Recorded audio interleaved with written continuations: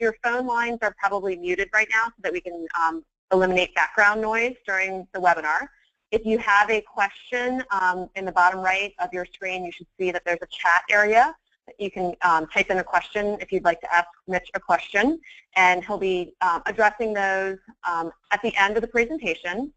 And so I'm going to introduce Mitch and thank him for taking his time out of his evening tonight to host the webinar for us.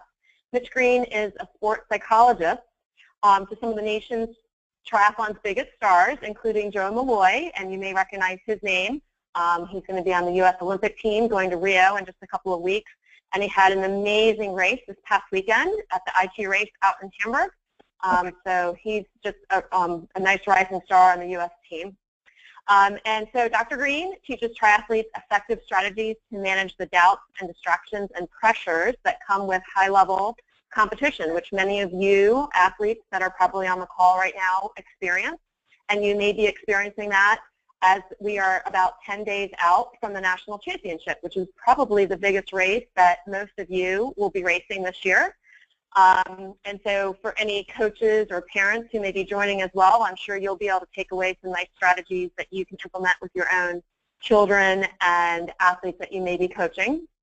So I should have introduced myself. This is Christy Lausch. I'm talking, and I'm with USA Triathlon in the Mid-Atlantic region, and I work with the Region Council in the talent identification aspect. And so I work with coaches and athletes and parents and try and develop and create opportunities for learning and development for our youth and junior triathletes in the region. So this is a nice opportunity that the region is funding and is happy to bring to all of you who have been able to join us tonight. So with that, I will turn it over to Mitch, and we'll get things started. Great. Thank you. Thank you, Christy. I really appreciate the invitation. You should know, everyone, that I am recording the webinar, so for those that you know that can't make it, they need not worry. We can get a copy to them, you know, over the next few days. So thank you, yes, thank you, Christy, and thank you, everyone, for taking time out of your schedule. There's probably nothing I like more to do than to talk about the mental game and to talk about it with people who take their sports at least somewhat seriously, hopefully not too seriously, but who like to compete and push themselves as hard as they can. I am, just a couple of quick things. Christy already mentioned that you're going to be put on mute, and that's easy, and that you can chat in the chat box at any point, but I will leave some time at the end for you guys to ask questions, and then I'll try to take a bunch and answer them for everyone to hear. I have a game plan for tonight. I'm big on game plans for my athletes, and I'm big on game plans for myself. If I had to sum up all the areas, most important areas in which I work with an athlete, including all my endurance athletes, I would say these would be the 5 main areas. There's more than this, but I think for tonight's purposes, as coaches, parents, and athletes out there, there's a couple of hopefully goodies in here for you to work on, think about as you get ready for nationals. Confidence being 1, managing the mind chatter, 2, energy management, 3, making a distinction, which I do between goals and purpose, which I'll explain later, and then some specific things for race planning. I should also add, before we jump into it with both feet, that I have my particular way of looking at performance and managing the mind. It doesn't mean it's the only way. You may hear some things that are a little bit of a different or counterintuitive to how you might normally have approached things or heard other people say. That's quite all right. I want you to just sort of consider what I have to say, see if it makes some sense to you, see if it jives with your personal experience. And if you like some of it, maybe you'll try some of it out over the next week or so. I should add, a lot of people call it taper week. I like to call it more like peak week, I don't want people to get too psyched out during their taper. We all understand what can happen during a taper. We're kind of going after it a little bit less intensively. We're going after it a little bit less in terms of time. And that can play with one's mind. That's not necessarily the focus of tonight, but I should add just a little piece about maybe starting to think about it as you're peaking this week or these next 10 days, maybe rather than getting the focus off of tapering, which for some people gets them to think that they're not doing enough. So let's talk about confidence. So I have a lot of athletes say to me, I have coaches as well, or parents to their kids saying, I need to race with more confidence. An athlete might say, I have to get my confidence up or otherwise I won't perform well. My coach said my biggest problem is my lack of confidence. If I had to say the number one reason people come in initially to see me, it probably is around issues of confidence. But when I have an athlete talk to me about their lack of confidence, I actually hear it maybe in a different way than you guys hear it. What I hear, rather than that they're lacking in confidence, what I hear they're lacking is this ability to know how to manage all of their doubts. I also hear somewhere in there that they need to feel a certain way in order to be great on race day. And if they're lacking confidence, they sort of put one and one together and think a lack of confidence means a bad race. And then they think there's something wrong with them, that maybe they're too wimpy or cowardly because they're not feeling confident the way they're supposed to be feeling or the way they felt in some of their training. I can't really do a show of hands, but I'm going to assume that this is something that people can relate to on some level, confidence issues. So I have a way of looking at confidence. Sometimes I like to say somewhat provocatively that confidence is overrated. And by that I mean it's sometimes made to be more important than it really is. Don't get me wrong, if you're an athlete and you're feeling confident going into a race, I'm going to get out of your way. I don't mean to stop you. But what I often see happening as people prepare for quote-unquote big races is they try so hard sometimes to make themselves feel confident. They sort of, tell themselves how great they are. They tell themselves this and that. But it's only a moment later that they have thoughts that say, maybe I'm not ready and maybe I'm not good enough. And there's a frustration that can develop for athletes who think that they're supposed to be feeling a certain way, they're supposed to be a certain way, they have to feel a certain way, otherwise they're not ready to go. And sometimes it's true, if you're racing against a level of competition, a higher level of competition you haven't raced against before, you've lost to people in the past, why would you feel confident? It can feel as though the cards are against you. They're not, but I can understand if you're feeling as though you're not sure whether you're going to be able to do it or not. And sometimes just trying to make yourself feel more confident can make yourself feel worse, like trying to make yourself feel taller sometimes. You can try and try, it's not going to work. So before I go to the next screen, the point here is I want my athletes showing up on the start line paying less attention to this idea that they need to feel they need to feel one way or the other, or said even better, if they have doubts, that they don't interpret that as a problem, necessarily a problem. I want to get into this a little bit deeper in my next slide. So I call the strategy to kind of get race ready, get the mind race ready. Instead of focusing on how confident you need to be, I spend much more time with athletes focusing on what I call managing the mind chatter, M-I-N-D, managing the mind chatter. The mind chatter is, to me, again, more important than necessarily how confident somebody is. I define the mind chatter, guys, as that name, that voice, rather, that's full of doubt, second-guessing, and negative thinking that tends to show up when we need it the least. It may not show up a couple of weeks ago on a Tuesday workout with the gang, but it shows up It knows exactly when to show up, which is the wrong time. It shows up right as we're sort of trying to get ready for one of our biggest races of the season. And it's like scripted, which we'll come back to. It's predictable. It shows up when it senses that there's something at stake. And it's what I teach my athletes is that it's part of the competition picture. It's not some extra add-on of weakness. It's part of the competitive game.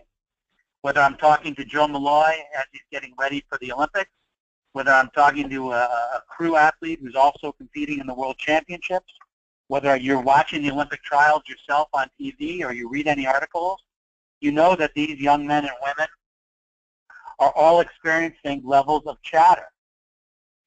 And so the goal for them is not necessarily to be uber confident, but to know how to manage the chatter, and that's what I want to make sure we're sort of learning today.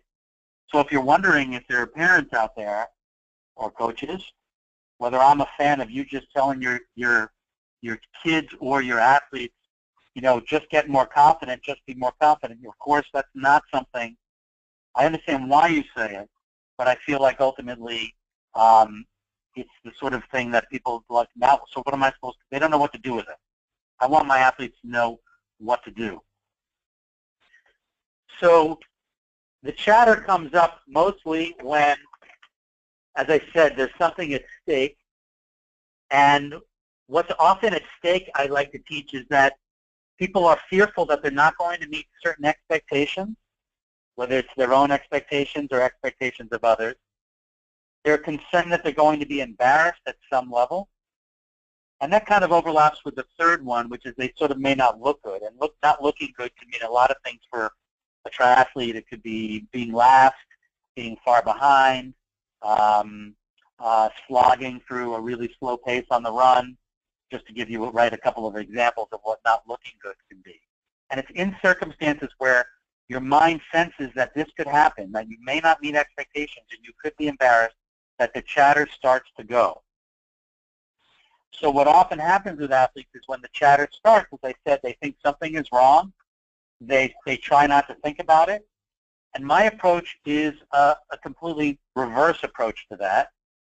I actually get my athletes ready to have chatter, but I teach them to make room for the chatter, to not fight it, to plan to have it, to understand what it's trying to do. The chatter is going on overdrive, trying to protect the athlete from things like embarrassing themselves or disappointing others.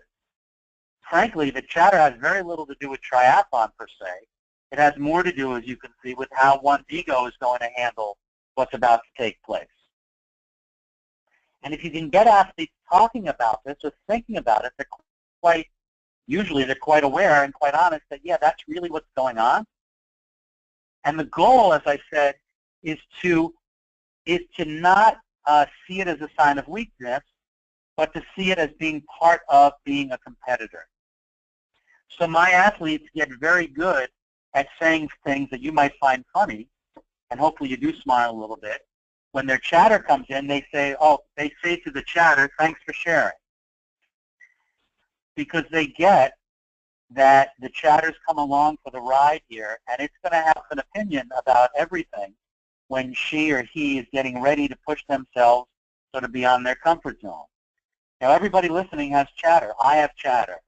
If I'm going to give a talk in front of hundreds of people, I can take a shower that morning, and all of a sudden I can think, you know, boy, I just had another week of preparation. You know, maybe I'd be really ready for this one. Well, what if so-and-so is in the audience and they have some thoughts about what it doesn't matter who you are or how accomplished you are, the chat is going to jump in and say something. Now, the reason I'm talking so much about this is because I think you can be faster as a racer simply by learning how to handle the chatter. If part of your goal is just bottom line to be faster, I believe that spending time getting really good and being more of an expert at managing the chatter can make you faster on the race course.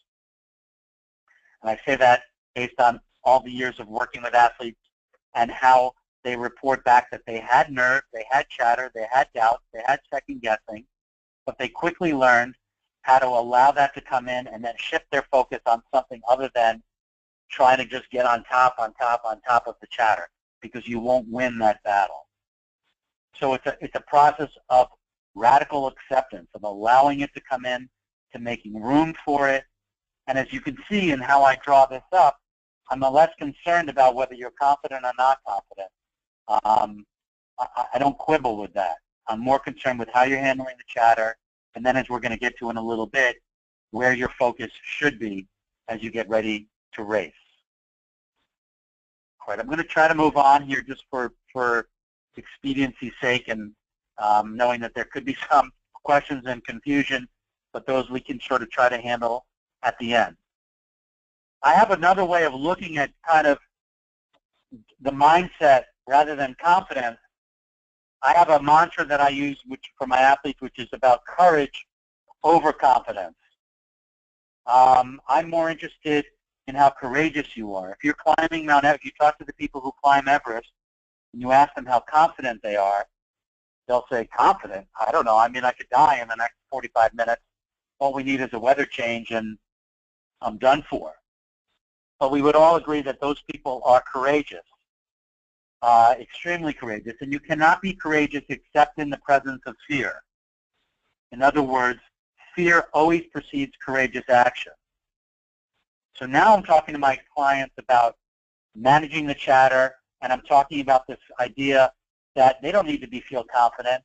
It's courage that's what's going to push them when they have doubts. And asking them how courageous they can be, despite the doubts. So everybody cross your fingers. I'm going to try to now play a video of Lauren Fleshman. I worked for years with her husband, Jesse Thomas, who some of you who are sort of hip to triathlon stuff will know. And if you are looking for, before I play the video, if you're looking for lots of examples of someone who has lots of chatter and still performs at an extremely high level, please read or have your client or have your athletes or your kids read Jesse Thomas's race reports. He is, first of all, he's just a funny guy, and he's brutally honest, as is his wife, and he will tell you all the thoughts that go through his head before and during a race. And if he listened to his doubts and his chatter, he would never get out of bed. But he perseveres onward and afterwards, and embraces the courage over confidence mantra. So I'm going to give this a shot here to play. I hope this would be a time, once I hit play, if you cannot hear it, you can let me know. Here goes. I don't know nothing, but I made it. I made the final. I can't believe it. I'm to get a compliment, but so I go there, and what happened, I was going to feel confident, and I couldn't believe it. All the people out there that cheered me before the race even started. I was really moving. The 5 years of the cheer, I felt like I could go to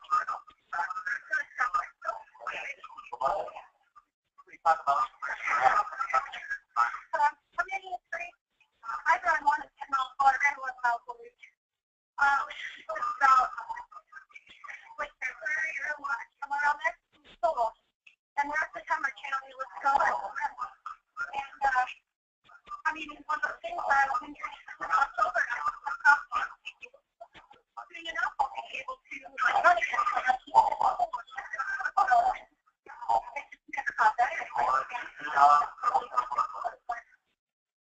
With the luck of having, been part of Mexico TV, got this support, John Murray, I'm a subject to our team, and John Galt also seen the part of basketball mobility.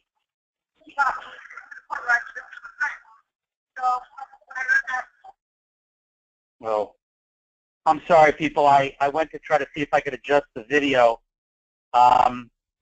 I know that Christy was telling me that it was very choppy. Christy, maybe you can type to me, is it worth sort of playing the last part of it, or is it too choppy for your to hear? Move on. Okay. Okay. I will just tell you more what she said. I apologize. I was going back and forth with the GoToMeeting people trying to get the audio. It's something you can Google and YouTube yourself. She goes on to say that her mantra in the race is about being courageous, and that she visualizes a big, beautiful lion. And when the going gets tough, when you could see she had minimal training, she had really no reason to make the finals in this event after everything she had been through. But she says she had no confidence, but she had a great deal of courage, the kind of courage and the visual of a lion to kind of push her when the doubts started to creep in. And it was a sports psychologist who helped her with this out in Nike country. And it was that work and that courageousness that allowed her to go beyond what she thought she was capable of doing, go beyond what confidence may have told her she could do. And that's the essence of that video, where we're talking about how to be courageous athletes and spending less time caring about what our mind-shatter thoughts have to say about how good we'll look or how embarrassed we might be or how disappointed others might be. Thank you. All right, so we'll move on from there. I want to talk a little bit now in these next 10 days about energy. You know, as endurance athletes, energy is a big deal, and conserving energy is the biggest deal. And during this peak week, I want you to have permission, athletes out there, to put people into two categories. Energy enhancers, or what I call energy suckers.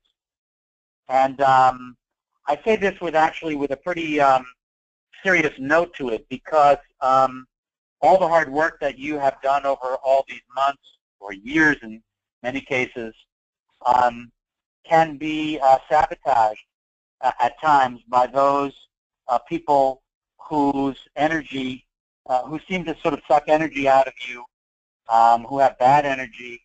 I'm not one who normally talks a lot about energy, like energy fields and that people have bad energy, but in this case I do. Not people who like walk around and have a bad aura, but people who seem to know exactly what the wrong thing is to talk about before a race, or those who want to talk too much about a race, if that's not something that you like. And as an athlete, and I know there's some young athletes who perhaps are listening, taking some time to think about or write down who is it and what is it that you want to be doing over these next 10 days that's going to help you conserve your energy or enhance your energy. And as you think about your plans for traveling to the race site, and who is it that you want to have with you? Who is it that may suck energy from you? And let me just encourage, as you get older, the young guys and girls out there, to feel more and more empowered, to be able to say something to someone if you feel as though their energy or what they're doing to your energy isn't a positive.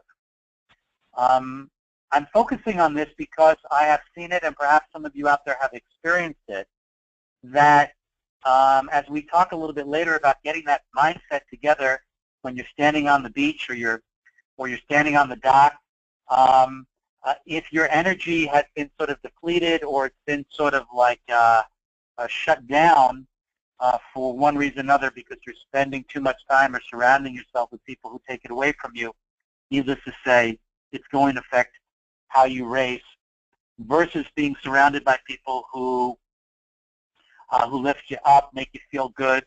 And for some of you out there, talking about the race is a great thing, and for some of you out there, talking about the race is exactly the wrong thing. It really does depend. There's no right way. Joe Malloy hides out. He doesn't want to talk to people before the race. And by people, I mean he doesn't want to really even talk to some of his fellow athletes, who are all very nice, but he needs to kind of distract himself. There are others who need to be around the crowd and joking around and are happy to be part of it. So let me encourage you at this stage of your life to take note of that. And coaches and parents out there, don't assume a darn thing. by that I mean don't assume you're helping. And you may be helping, don't get me wrong, but don't assume it. Just because what I sometimes see in situations is people prep for big races and big events, coaches and parents get anxious too. Their chatter gets going.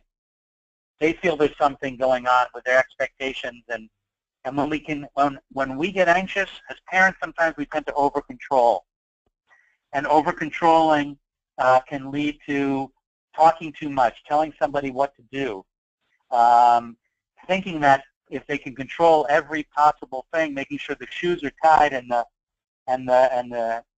helmet stickers are on, you think you're helping. You're helping yourself, but you may not be helping the athlete. So I don't assume, don't get me the wrong way, you could be doing a wonderful job. I just don't want anyone to assume anything about what's going to help and what's not going to help. So take a look at your energy enhancers over this next 10 days, your energy suckers, and some of you may need to have conversations with each other. Maybe coaches or parents, you could ask your kids that train under you or your children what you are, and or whether you're somewhere in between, and what would help you as you prepare for something that you're excited to do. I'm going to move through this one, I hope, reasonably quickly, although I hope I won't confuse you. I just want this screen to speak to this idea that as athletes we spend so much time focusing on goals.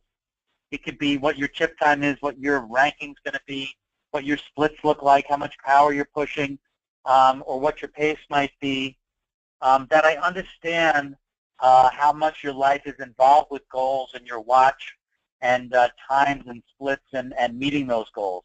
You need goals. You do need goals. But I do often work with my athletes as they ready themselves for big races to remind them that there's something kind of almost bigger going on here that's very easy to lose sight of. Don't get me wrong. If you're losing sight of it, I understand. It's very easy to lose sight of, which has to do a little bit with why you're sort of going after it the way you are. Why is it that you're slogging through so many miles? Why it is you're sacrificing time away from friends or family or parties that you could be attending or vacations you could be on. And I won't go through the full example here, but I sometimes do tell a kind of a funny story, a made-up story about someone I work with that's where I magically give them all the ability to win all their races, and it's not long after they win a bunch of races in a row that they come knocking on my door, texting me.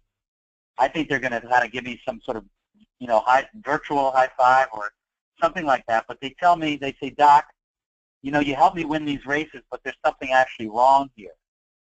And I say, what are you talking about wrong? You told me the goal is to win, the goal is to move up the rankings, the goal is to get selected for the elite team.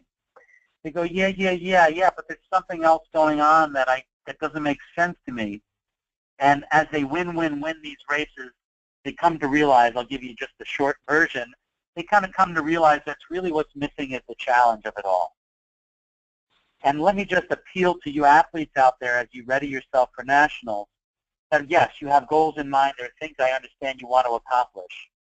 But I want to get you as excited about this idea that you are in this process of discovering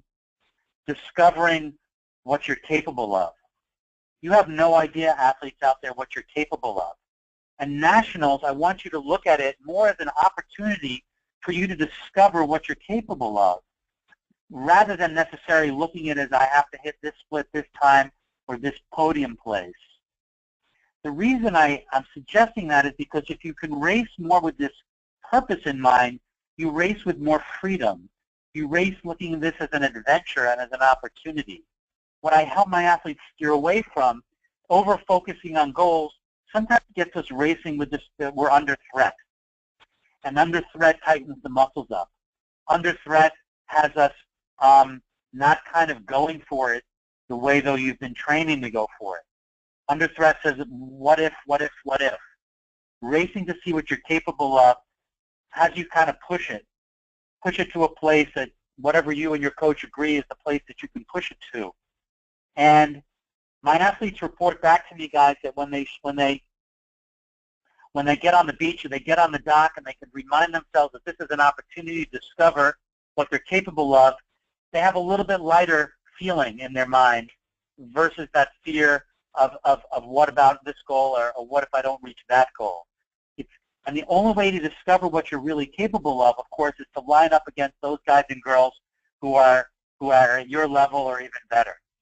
That's the only way to do it. If I told you that the week of nationals, we actually changed the plan, it turns out you guys are going to race against people who've never done a triathlon before, and some of them have never swam, you would say to me, well, I'm not going to Ohio. I go, yeah, but you can win. You'd go, forget it. I'm not wasting my time. That's boring. Right, it's boring because there's no challenge. So I want to get you excited for this opportunity and challenge rather than worrying about any particular chip time or split time. I understand you have to pay attention to those things, but I'm just sort of talking about a major mindset difference here. So as you ready yourself, you have purpose in mind, you're managing your chatter, you're paying attention to who's giving you good or bad energy. I want you to go into the race having some strategy in mind. Of course, I'm talking about the mental strategy. I'm not going to give you advice about your paces and such, because things rarely go exactly as planned in sports, but particularly in endurance sports. And what I mean by strategies, I mean setting a couple of small goals. The big goal is always to win, quote unquote win, whatever a win means to you. Win could mean winning the race, win could be podium, win could be top 10, win could be top 25. That's always the goal. That's not that interesting to me, wanting the podium or win. Why? Because if I lined up everybody racing against you at nationals, they'd all tell me the same darn thing. I want to win, I want a podium, I want this, I want that. So instead of focusing on those goals, I want you to have smaller goals, smaller mental goals that you can focus on, that you can control, that you could focus on, that over different parts of the race. Maybe something in the swim, maybe something in the bike, maybe something in the run.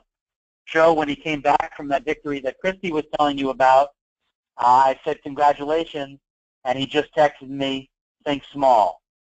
Because we talk about when the moments feel big, how small can you get? And by small, we mean setting very, very, very small goals. I mean, not very small as in, just swim swim 10 strokes and then focus on the next one. But small goals, which could be about how to manage the chatter, how to be courageous, how when something doesn't go according to plan, there's a mechanical, having a goal to say to yourself that I'm going to focus on counting to myself or trying to stay relaxed, et cetera, setting goals that around things that may not work out in your favor, or setting goals knowing that you're going to be hurting at the end and how courageous you're going to be, the lion you're going to picture, the mantra you're going to say to yourself. Keep it small in that regard. The last thing I'll say, I know you're only 10 days out, but if you have a couple of tough workouts coming up, they don't necessarily have to be that tough. Don't wait for the race to kind of work on these things. Think about them on your long run. Think about those on your mile repeats. Think about those on your short swim sets. What do I want to use? Where do I want to be mentally over this race so that you're not reinventing the wheel when you get to the race. You're focusing now. You're visualizing it. You're planning it. You're picturing yourself it. You're setting those small goals now about being courageous and not letting chatter ruin your day. And with these things in mind, I'm hoping you're going to show up on the start line, feeling like, who knows, maybe you're even more ready than the guy or girl next to you who doesn't have a game plan together. But you do. And that game plan could be one of your secret weapons as you go try to attack the course in a couple of weeks' time. So let me stop there. That's enough content for tonight. If I've confused you, I apologize. I will stay on as long as people want to stay on. I will absolutely answer an email. If you want to send me an email, I'll answer a phone call. I'll answer anything else. I do post some good articles, at least I'd like to think, on my Facebook Sports Psych page, which is that green Psych Sports Psych page. Hopefully you can find it. Text me if you can't find it. Those are good articles to look at. A lot of them come from my philosophy, which is about allowing, not fighting with yourself. a great article by a professional golfer that I just posted a couple of days ago, who talks about this very approach, how he allows scouts to be part of the golf game, not some problematic part of the game. All right, so thank you all very much, and I'll kind of sit here and see if I can see any chat questions coming in.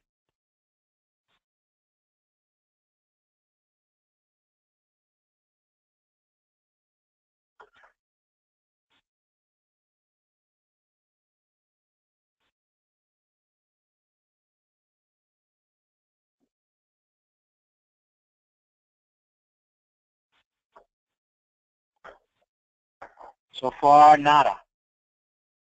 Either that means you're really taking in and thinking about these things, or you're somewhere else.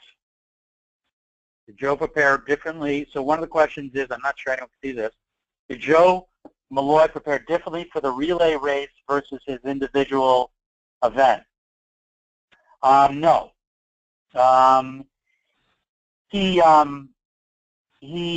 was using both of these races. He actually felt some more pressure in the individual event because he was very determined. He wanted to make the relay event. That was really more of the big event to him than his own event. So he felt a little bit more pressure on the individual event. But I would say his preparation is always the same thing, which is to be a beast out there. While he did feel some more pressure, his strategy is always the same, which is full tilt. While there was some more pressure, no, his approach was the same.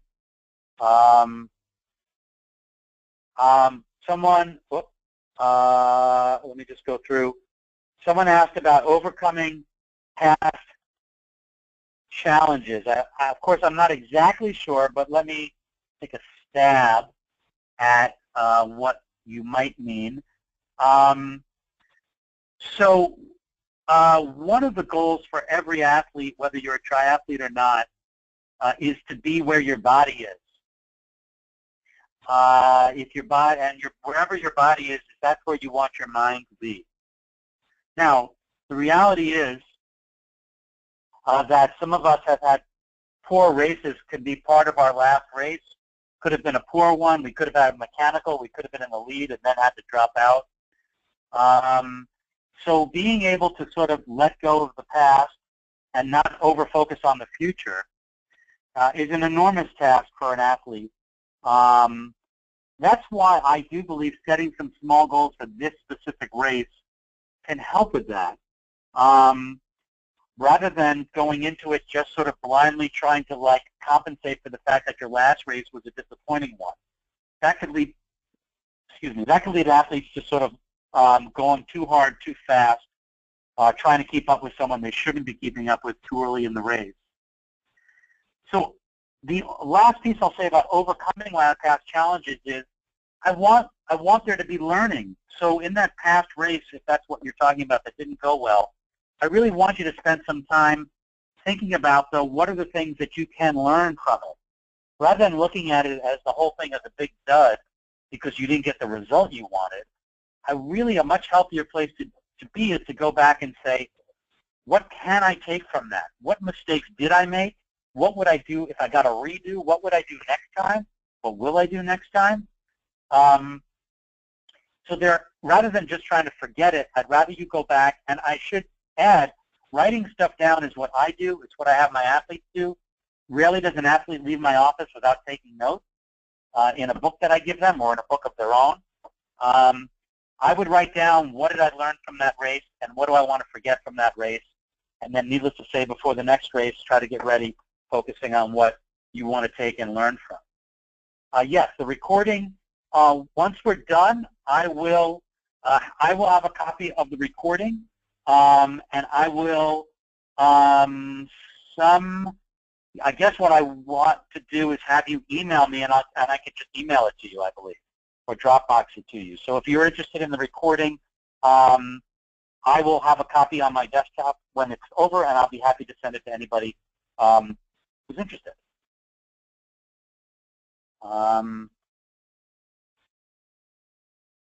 Joe, okay, think. Any other questions for the moment? Here's one. Psych prep, someone asked about whether the preparation, the mental prep for youth versus adults, is it similar or different? Yeah, that's a big topic. Absolutely. Conceptually, things are often the same, but the delivery and approach that I would take could be dramatically different. It's hard to sum that up in just a couple of sentences here. So for the person who asked, it depends on that let's say it's a child or a youth, depends on their personality. I have a huge whiteboard in my office. I make things very visual for people. We draw, we diagram, particularly for those who are younger. I use a lot of analogies for those who, well, I guess for all ages. But fundamentally, a frustrated athlete is one that's over-focusing on results, who's lost sight of the purpose. And whether you're young or old, that's really no different. Eventually, for my competitive athletes, and I see a ton of them, everybody reaches a plateau where they find that they can't just, on talent alone, make it happen, because everybody surrounding them gets super talented, and that's when they often will come to somebody like myself. And sometimes it's when people are younger, and sometimes they don't have people hitting that place until they're much older. I guess that probably kind of answers your question, sir or ma'am, in a couple of ways, but I'd be happy to talk to you a little bit more about it. Let's see if give it a couple of minutes here. If somebody else, and please feel if you want to send me any follow-up questions here. How about if I could ask a question and maybe somebody could type it back? Did the energy enhancer and sucker piece, did that resonate with anybody out there? Whether you're a young person or a parent or a coach? Okay, I'm not giving names. I don't know if people can see, but I'm just saying, okay, I see a yes from somebody. Yes, someone said with, yep, another yes. Okay, I'm glad that one resonated. A couple of yeses. A couple of an absolutely here. Is there anything in the future, and you could think about this, so I'm always looking to learn myself and grow, and using this technology more and more. Anything in the future you would want to hear about? Not today, but some other day, perhaps we can find a time to do something, again down the road. Any other subject or area that you really would have wanted me to hit on, in a short webinar?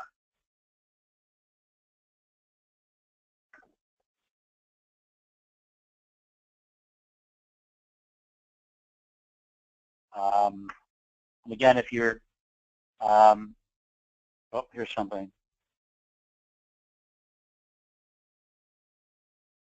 Somebody asked if an athlete has been goal-focused up to now, how wise would it be to switch to a purpose-based approach this close to a major race? Well, that's kind of a good question. The answer is actually that I want an athlete to be a superb athlete. You have to be able to manage both. I don't want this to be a mutually exclusive thing, although I think I understand kind of where your question is coming from, obviously. You need goals in order to experience your purpose. If you didn't have a goal, you or your kid would just be bored. So we need those goals. We need the goals to say that I want to achieve this, I want to go this fast, I want to be ranked this high. But then we have to just shift that there's no prize for just focusing on goals. It actually works against us. So you could say to your athlete, now that you've set your goal, which is good, I'm not scared of setting goals. Lord knows in my office, if I told some of my top flight athletes that, not to set goals, they would never come back.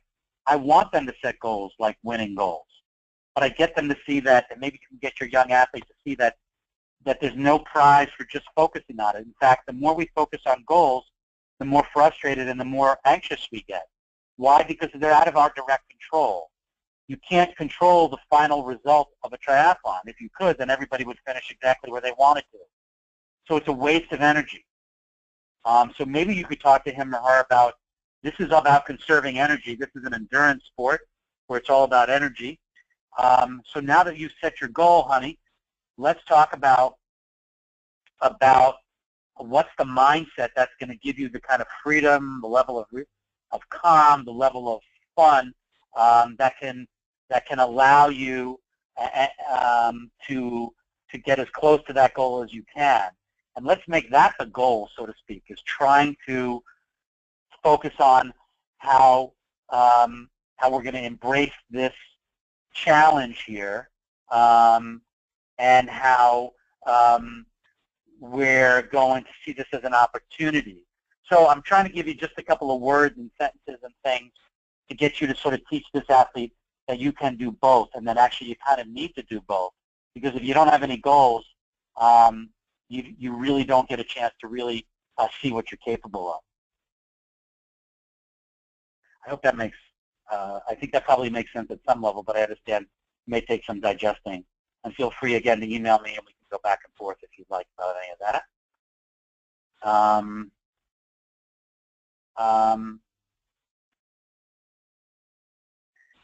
Let's see.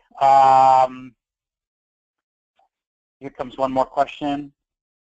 A future topic is how to bridge personality difference if the adult is a very extroverted type A, ooh, that's good, and the child athlete is an introverted, or vice versa. Yes, that's a good one, and actually whoever asked that comes up a lot in, directly and indirectly, which is, and related is sometimes the parents or the adults' own athletic experiences, and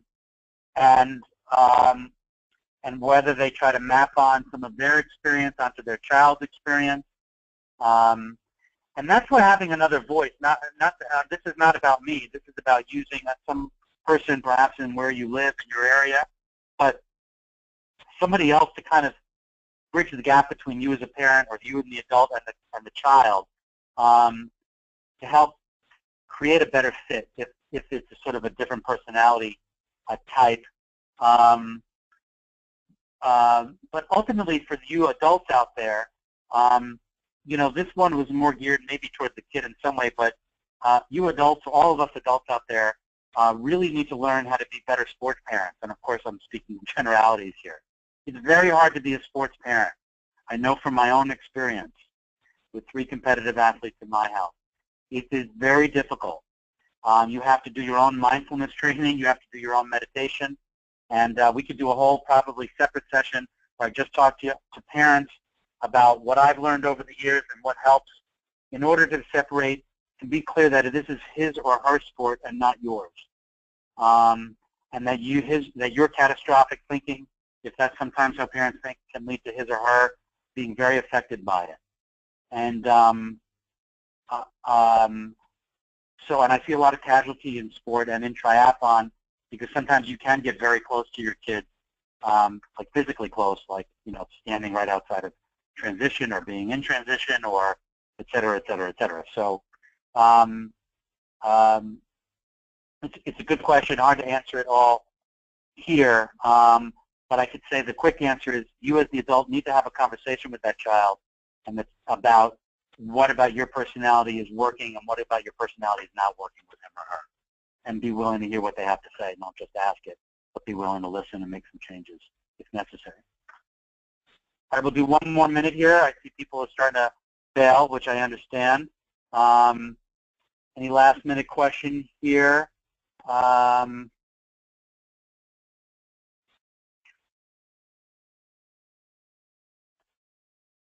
right. So I think I'll, you know what, can I unmute you, Christy, so I can give you a chance, assuming you're still here. So here we go, under attendees. Let me find you, Christy. There you are. I think.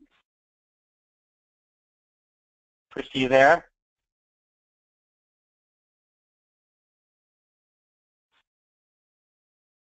Christy? Well, all right. I want to thank everybody. I'm sorry, Christy, that I somehow am not able to unmute you. But thank you, Christy. Thank you, everybody who's been on. Please feel free to respond to me. Go on my Green Site Support page. Send me a note. I'd be happy to follow up to answer any questions, and or send you a recording of tonight's session. So I apologize, Christy. I'm having trouble figuring why you're not unmuting. I don't know. Thank you all, and I will talk to you hopefully at some point soon. And I wish you the best at Nationals.